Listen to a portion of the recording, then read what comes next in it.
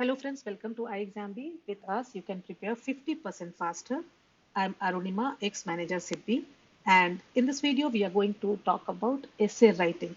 वो सारे doubts, वो सारे सवाल जो essay writing को लेकर आपके मन में है, उन सारे सवालों को हम clear करने की कोशिश करेंगे इस वीडियो में. And also we'll talk about how to write an essay, what all we need to take care of while writing an essay so that we can get good marks. Before we start, let us quickly see the importance of your descriptive English paper. So paper 1 is your descriptive English, paper 2 is your legal paper, 100 marks each. अब यहाँ पे ये ध्यान रखने की बात है कि फेज 1 जो क्लियर किया है वो 1434 स्टूडेंट्स ने क्लियर किया है, लेकिन फेज 2 जो क्लियर करेंगे वो सिर्फ 75 लोग क्लियर करेंगे क्योंकि आपकी वैकेंसी 25 है. अब जो ये 75, सोचो 75 out of 1434 will be selected for interview. So competition बहुत ही ज्यादा तगड़ा है. और ये 75 कौन लोग होंगे जो ये पेपर 1 और पेपर 2 दोनों में बहुत अच्छा करेंगे. अब पेपर 2 में तो आप मेहनत कर ही रहे हो, लेकिन पेपर 1 में जितना अच्छा मार्क्स आप लेके आ पाओगे उतना आपके पेपर 2 पे भार कम होगा, है ना. और उसके बाद जो फाइनल मेरिट लिस्ट बनती है वो फेज 2 के मार्क्स और इंटरव्यू. अब जो फेज 2 और इंटरव्यू का वेटेज है ना 85:15 है. दैट मीन्स कि फेज 2 बहुत इंपॉर्टेंट है और फेज 2 आपका डिस्क्रिप्टिव इंग्लिश और आपका लीगल पेपर. ठीक है, तो अब क्यों डिस्क्रिप्टिव इंग्लिश से आपको ज्यादा से ज्यादा मार्क्स खींचने की कोशिश करनी चाहिए. एक तो ये होगा कि लीगल वाले पेपर पे और इंटरव्यू पे आपका बर्डन कम रहेगा. दूसरा कि डिस्क्रिप्टिव इंग्लिश में आपको पहले से ही पता है कि क्या प्रश्न आने वाले हैं. जो अनसर्टेनिटी होती है वो यहाँ पे नहीं है. आपको अगर इससे लिखना आता है तो टॉपिक्स बहुत ही जनरल होते हैं, आप लिख लोगे. प्रेसी करना आता है, आप प्रेसी कर लोगे गिवन पैसेज का और आरसी आंसर्स लिख लोगे. इसीलिए यहाँ पे ध्यान देने वाली बात है कि जो छोटी छोटी बातें हैं, जो सर्टेन डूज एंड डोंट्स हैं, उसका अगर हम ख्याल रख लें तो डिस्क्रिप्टिव इंग्लिश में बड़ी आसानी से और बड़े कम दिनों में हम अच्छा स्कोर कर सकते हैं, अपना स्कोर इंप्रूव कर सकते हैं.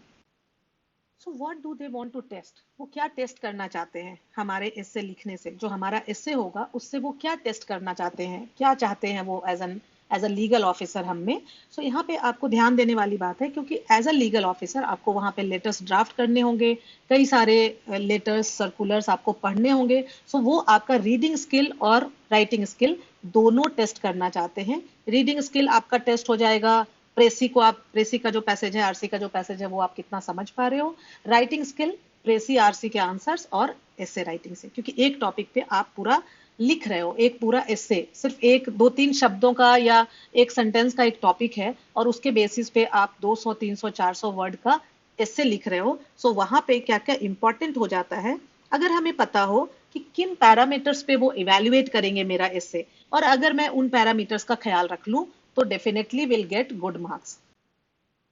सो बेस तो हमारा कंटेंट ही होगा, है ना. लेकिन जो भी आपका टॉपिक है जरूरी नहीं है कि आपको उसके बारे में सब कुछ पता हो, क्योंकि यहाँ पे कंटेंट बहुत ज्यादा इंपॉर्टेंट नहीं है. जो भी आप उस कंटेंट के बारे में जानते हो, उस कंटेंट से अब आप कितना क्रिएटिव होके इमेजिनेशन यूज करके आप कितना एक अच्छा एस्से लिख सकते हो. सो यहाँ पे your creativity will play a very important role, क्योंकि 2-3 वर्ड का एक टॉपिक है या एक सेंटेंस है टॉपिक में, और उसके बेसिस पे आप 200 300 400 वर्ड्स के आप एस्से लिखते हो. सो यहाँ पे आपकी creativity and your imagination skills are going to play a very important role. After that your analytical skills, ये भी बहुत इंपॉर्टेंट है कि उसके जो भी एस्पेक्ट्स हैं उस टॉपिक के, वो सारे एस्पेक्ट्स आप देख पाते हो कि नहीं, उसके प्रॉस कॉन्स देख पाते हो कि नहीं, उसके नेगेटिव पॉजिटिव देख पाते हो कि नहीं. तो analytical skill will also play a very crucial role here. After that your thought process, है ना, कि अब आपका थॉट प्रोसेस कैसा है, that is also very important. और अब जो आपका थॉट प्रोसेस है उसको how you are going to present, that presentation skills are also very important. And last में योर लिंग्विस्टिक स्किल्स, क्योंकि यहाँ पे since it is a test of your writing skill, यहाँ पे ग्रामेटिकल मिस्टेक्स नहीं होने चाहिए. Your vocabulary should be good. यहाँ पे ऐसा नहीं है कि बहुत भारी भरकम वर्ड्स यूज करने हैं. You should not use very Phulari language, but simple language में अप्रोप्रिएट वर्ड्स. यहाँ पे जो एप्टनेस है वर्ड का, that is very important. So these points you must take care of while writing an essay. So content, क्योंकि brainstorming आप करोगे before you start writing your essay, you need to brainstorm, और brainstorm में ये सारा चीज आ जाएगा, और उसके बाद आएगा योर प्रेजेंटेशन स्किल्स, उसके बाद आपका एसे लिखना शुरू होगा। बिफोर यू स्टार्ट राइटिंग ये सारे पॉइंट्स यहाँ पे आ जाएंगे। सो आई होप कि अभी आपको एक थोड़ा सा आइडिया लग गया होगा कि क्या एक्चुअली वो आपसे एक्सपेक्ट कर रहे हैं इन योर एसे। अगर अगर मैं कहूँ ऐसे राइटिंग का एक कहाँ किस तरह का होना चाहिए, सो बहुत सारे आपको इंटरनेट पे भी ऐसे मिल जाएंगे। लेकिन अगर आप न्यूज़पेपर पढ़ते हो तो द हिंदू न्यूज़पेपर में एडिटोरियल आर्टिकल्स आते हैं, उसमें आप देखोगे कि यहाँ पे दो छोटे छोटे आर्टिकल होते हैं, है ना, थिन कॉलम्स में, और फिर यहाँ पे दो बड़ा आर्टिकल होता है। सो ये जो दो बड़े आर्टिकल्स होते हैं ना, वो मोर और लेस ऐसे किस तरह का होना चाहिए वो बता देते हैं आपको। सो आप एक बार देखना, वहां पे देखना, किसी भी टॉपिक में पहले एक उस टॉपिक के बारे में बताएंगे, इंट्रोडक्शन, फिर उसके अलग अलग एस्पेक्ट्स के बारे में वो चर्चा करेंगे, और लास्ट में फिर वो कंक्लूड करेंगे। और through out it is not only about the facts, उनका ओपिनियन वो भी मैटर करता है। सो ऐसे में it should not be like descriptive ऐसे, कि एक कोई टॉपिक आपको दे दिया गया है और आपको बस उसको डिस्क्राइब करना है, नहीं, उसके बारे में जो आप अपना पॉइंट ऑफ व्यू रख रहे हो, जो आपका थॉट प्रोसेस है, उसके जरिए आप बता पाते हो कि एक्चुअली उस टॉपिक के बारे में आपको नॉलेज है, and you know the content. Content part आपको बताने की नहीं जरूरत है, डिस्क्राइब करके आपको ज्यादातर अपने प्रेजेंटेशन स्किल से अपने थॉट प्रोसेस को बताना है, and that will tell the evaluator कि आप एक्चुअली इस टॉपिक के बारे में आपको नॉलेज है, राइट। तो ये सवाल भी स्टूडेंट्स का आता है कि how important is the content. ऐसे राइटिंग में कंटेंट इंपॉर्टेंट है, क्योंकि कंटेंट के बिना तो आप बेस तो यही रहेगा, लेकिन आपको ध्यान रखना चाहिए कि ये टेस्ट है आपके राइटिंग स्किल का, तो ज्यादा कंटेंट डोमिनेट नहीं कर जाए आपके ऐसे को, ठीक है। दूसरा सवाल आता है कि अप्रोच इन ऐसे writing here should be different from the descriptive answers in legal paper. अब इस बार से आपका लीगल पेपर में भी डिस्क्रिप्टिव आंसर्स आपको लिखने पड़ेंगे, राइट। तो क्या फर्क होना चाहिए दोनों में? फर्क ये होना चाहिए, देखो, जो ऐसे राइटिंग होगा, अगेन ऐसे राइटिंग में वो टेस्ट करेंगे आपका राइटिंग स्किल, जबकि आपके लीगल पेपर में वो टेस्ट करेंगे आपका नॉलेज, आपका जो कंटेंट पार्ट है वो ज्यादा इंपॉर्टेंट वहां पे हो जाएगा। सो आई कैन से दैट ऐसे राइटिंग में कंटेंट 30% और 70% is your the way you are presenting your ideas, the way you are framing the sentences, कितना आप ग्रामेटिकली सही sentences लिख रहे हो, कितना आप appropriate words यूज कर रहे हो, वो सारा आ जाएगा। सो 30:70 का रेशियो रहेगा अगर हम कहें ऐसे राइटिंग में, और अगर लीगल पेपर में जो डिस्क्रिप्टिव होगा वहां पे आप पलट दो 70:30, है ना। क्योंकि यहाँ पे अगर सेंटेंस फॉर्मेशन इतना पक्का नहीं है तो भी वो वहां पे इग्नोर कर दिया जाएगा, लेकिन ऐसे राइटिंग में वहां पे आपके मार्क्स डिडक्ट होंगे, राइट। तो इस बात को ध्यान में रख के आप अप्रोच करोगे अपने आंसर राइटिंग में, कि आपको ध्यान रखना है कि लीगल पेपर का आप आंसर लिख रहे हो या आप ऐसे राइटिंग कर रहे हो। सर्टेन डूज देखते हैं जो कि हमें हेल्प करेंगे एक अच्छा ऐसे लिखने में। Read the instructions carefully. अभी अगर आप प्रीवियस ईयर पेपर्स देखोगे तो वहां पे 200 वर्ड्स था प्रेस्क्राइब्ड वर्ड लिमिट फॉर ऐसे राइटिंग। अब कहीं ना कहीं हमारा माइंड कंडीशन हो जाता है कि 200 वर्ड ही होगा, लेकिन ऐसा जरूरी नहीं है। तो वहां पे then and there examination hall में आप जरूर से इंस्ट्रक्शंस पढ़ें, क्योंकि हो सकता है इस बार 400 वर्ड हो, 300 वर्ड हो। और जब आप प्रैक्टिस कर रहे हो तब भी आप हर तरह के प्रैक्टिस करो। प्रैक्टिस करते समय ये मत सोचो कि 200 वर्ड्स का ही आएगा इससे, क्योंकि अगर 400 वर्ड आया तो फिर आपके लिए एक वो शॉक हो जाएगा। और मैं यहाँ पे सजेस्ट करूंगी आपको जरूर जरूर डिस्क्रिप्टिव इंग्लिश के मॉक टेस्ट्स लिखने चाहिए, क्योंकि आप जो गलती सीधा एग्जामिनेशन हॉल में करोगे वो आप इन मॉक टेस्ट्स में करके उनसे सीख सकते हो। अगर आप आई एग्जाम भी स्टूडेंट हो तो आपके डैशबोर्ड पे डिस्क्रिप्टिव इंग्लिश के मॉक टेस्ट होंगे, साथ ही साथ लीगल के भी डिस्क्रिप्टिव मॉक टेस्ट भी होंगे। सो आप जरूर लिखें उनको।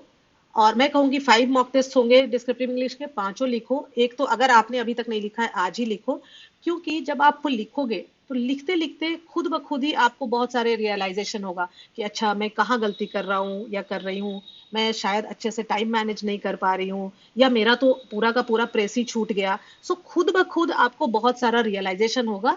Important is to sit and write 1 full mock test. Okay. उसके बाद जब आई एग्जाम भी एक्सपर्ट टीम उसको इवेल्युएट करेगी उन पेपर्स को, तो वो इवेल्युएट करके जब भेजती है तो आपको अब सबसे पहले तो पता चलेगा कि भाई आउट ऑफ 100 मुझे मार्क्स कितने मिले, है ना। पिछले साल जो टॉपर था उसको डिस्क्रिप्टिव इंग्लिश में मिले थे 55 या 56 लगभग इतना ही, है ना। लेकिन ये हाईएस्ट नहीं था। कुछ ऐसे भी स्टूडेंट्स जो टॉपर नहीं थे, जिनका रैंक पीछे था, सिलेक्शन हुआ था, लेकिन डिस्क्रिप्टिव इंग्लिश में इससे ज्यादा मार्क्स थे। लगभग लगभग 65 तक सेबी में जा रहा है, इस रेंज में। सो आपको रखना है कि कम से कम 55 प्लस आपके मार्क्स आने चाहिए, ये आपको टारगेट रखना है। अब आज आपने एक मॉक टेस्ट लिखा, सपोज उसमें आ गए 30 मार्क्स, फिर भी आपको चिंता नहीं करनी है। अब आपको देखना है जो डिटेल्ड फीडबैक मिला है आपको, जो इवेल्युएट किया है जिन्होंने, जिस भी एक्सपर्ट फैकल्टी ने, वो आपको डिटेल्ड फीडबैक देंगे कि आपके जो मार्क्स डिडक्ट हुए कहाँ कहाँ हुए, और अब आप उन पे काम करना शुरू करो और उसके बाद मॉक टेस्ट 2 लिखो।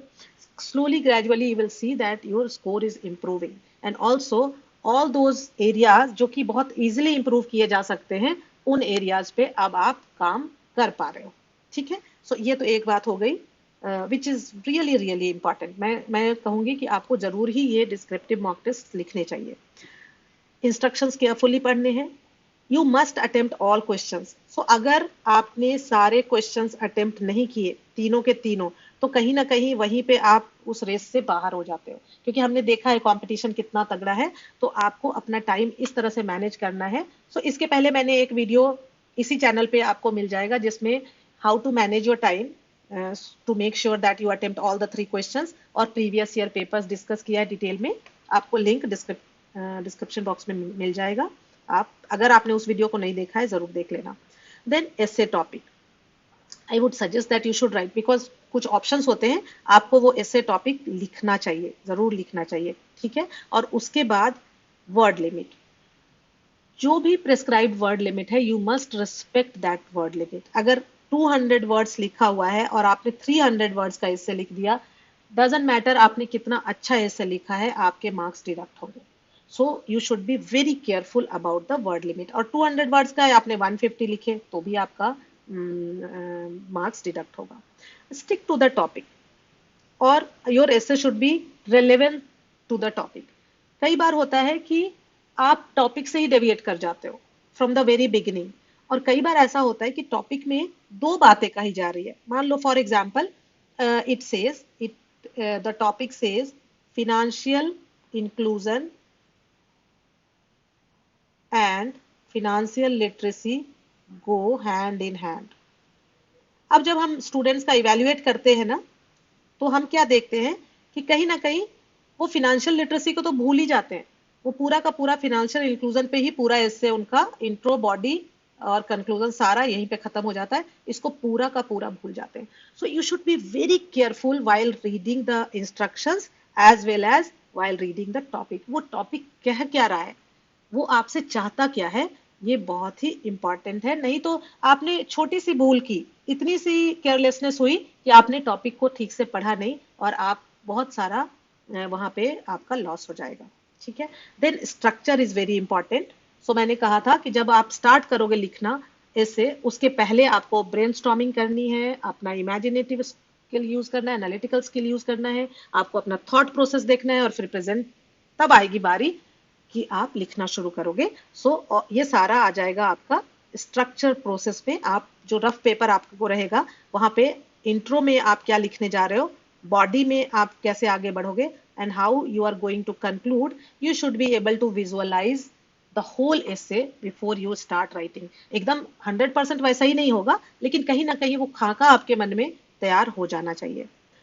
देन योर पॉइंट्स ऑफ, जो भी आपका पॉइंट्स ऑफ व्यू आप वहां पे देने जा रहे हो, that should be in logical order. वो ना एक सीक्वेंस में होना चाहिए, पढ़ने में मजा आना चाहिए। जो इवेल्युएटर है, जो इंट्रोडक्शन है, कई लोगों का होता है कि कोट लिखना चाहिए कि नहीं लिखना चाहिए, आपको किस तरह से शुरू करना चाहिए। तो सबसे मुश्किल पार्ट होता है इंट्रोडक्शन, है ना, और कंक्लूड करना भी आना चाहिए। सो इंट्रोडक्शन और कंक्लूजन है, तो तीनों पार्ट इंपॉर्टेंट, लेकिन इंट्रोडक्शन और कंक्लूजन बहुत इंपॉर्टेंट है। लेकिन इंट्रोडक्शन अगर अच्छा सही हो गया ना, तो समझो कि आपका आधा से ज्यादा काम हो गया। सो इंट्रोडक्शन कोट से भी कर सकते हो अगर, लेकिन quote you should not use और write any quote only for the sake of writing it. जैसे ही आपने टॉपिक देखा वैसे ही वो कोट एकदम से हिट होना चाहिए आपके माइंड में, तुरंत से स्ट्राइक होना चाहिए, और वो कोट जाना पहचाना हो। ऐसा भी एकदम सा ऐसा नहीं हो जो जिसके बारे में कोई जानता नहीं है। सो कुछ महात्मा गांधी के कुछ कोट्स, कुछ रविन्द्रनाथ टैगोर के कोट्स, एजुकेशन पे, विमेन एम्पावरमेंट पे, क्लाइमेट चेंज के बारे में, सोशल इनइक्वलिटी के बारे में, ये कुछ आप हैंडी रखो तो बहुत मतलब ये बहुत सेफेस्ट वे है to start writing your essay. लेकिन again it should not be like only for the sake of using it. So अगर थोड़ी सी आप पहले से प्रिपरेशन करके रखेंगे तो जरूर कोई ना कोई कोट आपको वहां पे स्ट्राइक कर जाएगा। Okay okay, logical order we have, sequence we have already discuss. Then smooth transitions, आपका जो एसे है फ्लो करना चाहिए। अब ये ट्रांजिशंस मतलब वन सेंटेंस और फिर दूसरा सेंटेंस, फिर तीसरा सेंटेंस। तो ये जो सेंटेंसेस है ना, ये ऐसा स्टैंड अलोन सेंटेंसेस नहीं लगने चाहिए।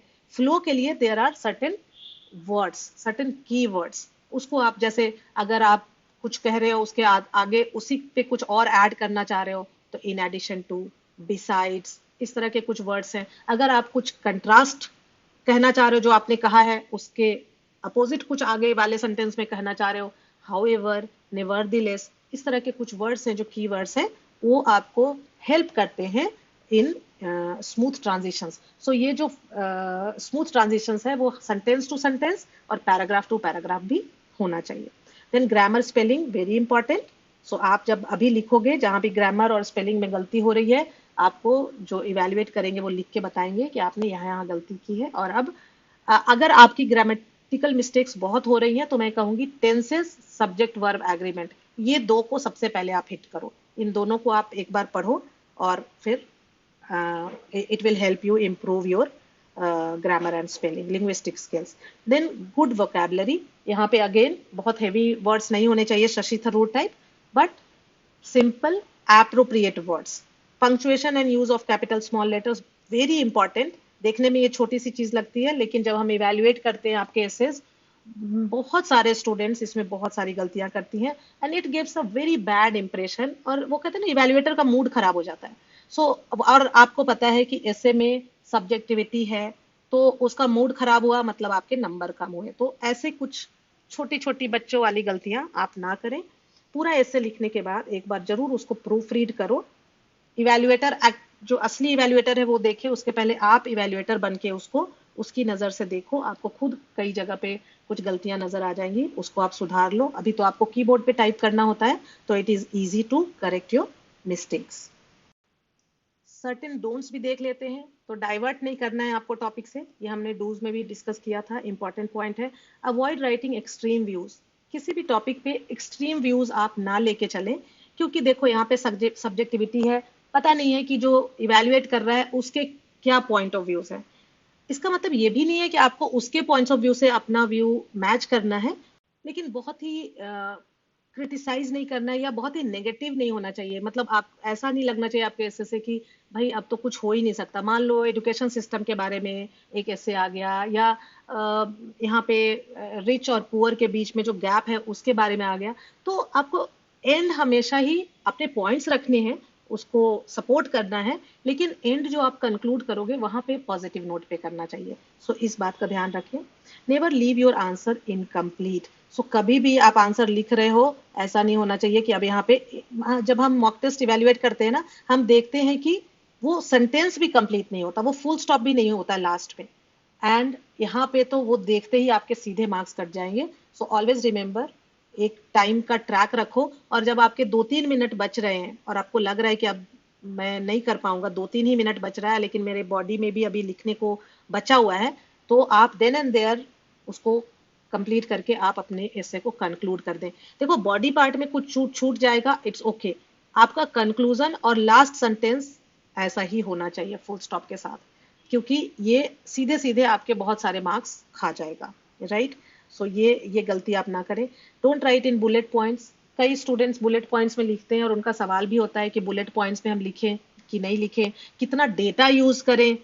अगर कोई टॉपिक ऐसा है जिसके बारे में आपको बहुत सारा इंफॉर्मेशन है आपके पास, आपको बहुत सारा डेटा पता है, लेकिन फिर भी आपको उतना सारा डेटा अपने एसे को भरना नहीं है, एकदम उससे भर नहीं देना है, क्योंकि again you need to remember it is a test of your writing skill. जब आप बुलेट पॉइंट में करोगे वहां पे भी आप वो मौका गवाओगे अपना राइटिंग स्किल शो करने का।